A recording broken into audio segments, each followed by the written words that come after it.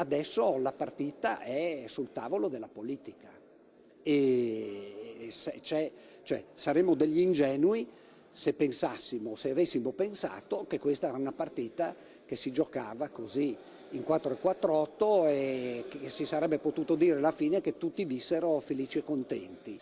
Ottimismo ma anche coscienza delle difficoltà di un cammino che si sapeva non facile, tante le reazioni al termine della seduta della consulta per l'autonomia del Veneto. Soddisfatta la presidente dell'ANCI regionale Maria Rosa Pavanello, che ha apprezzato soprattutto le parole del presidente Zaia sul coinvolgimento dei territori nell'attuazione dell'autonomia.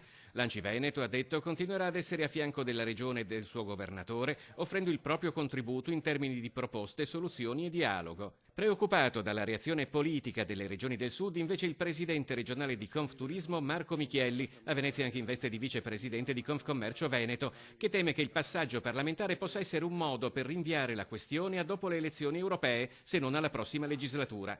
E a Camera e Senato chiede tempi celeri il presidente regionale di Confindustria Matteo Zoppas. L'autonomia può essere un vero strumento di spending review, ha detto, trovando con tutte le regioni un accordo che non penalizzi lo status quo e definendo criteri e soluzioni di cui alla lunga beneficeremo tutti.